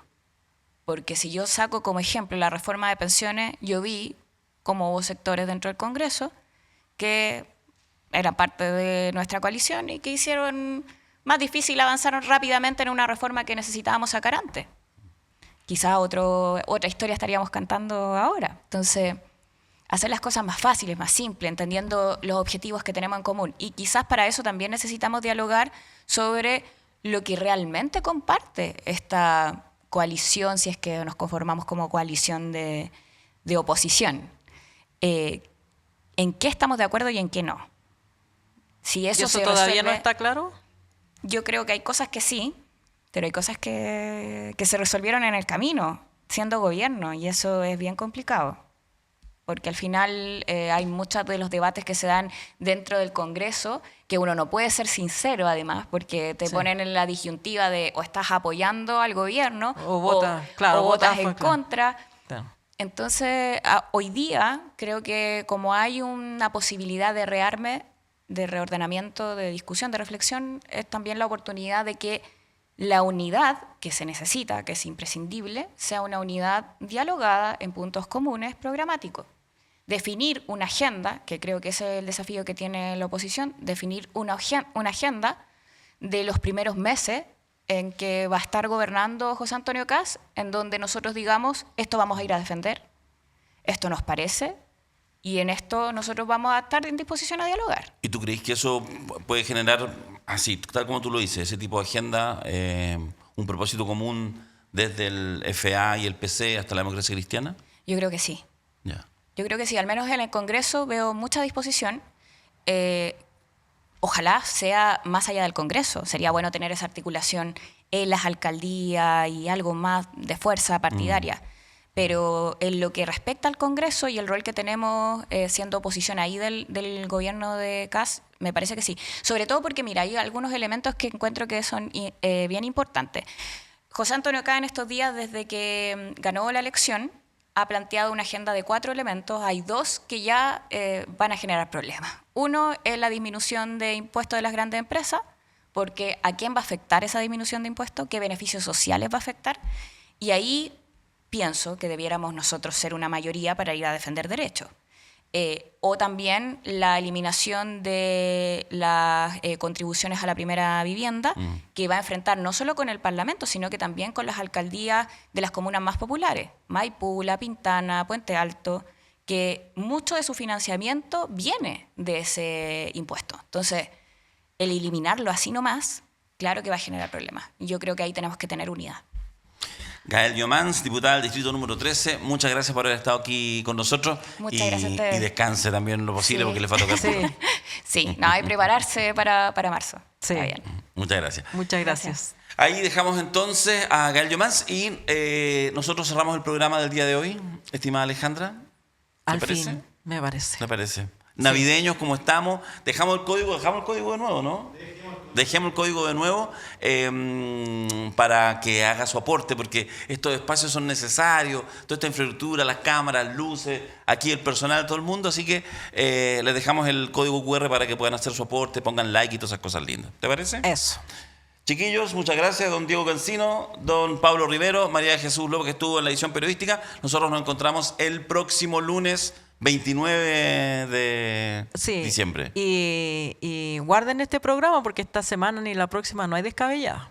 Ah, ya. Así que a Ale no la van a poder, no la van a ver. Así que van a tener que ver puro 32 minutos. Conformarse con Ah, 32 puro 32 minutos. Es lo que hay, es lo que hay. Ya, hasta el próximo lunes. Chao, chao.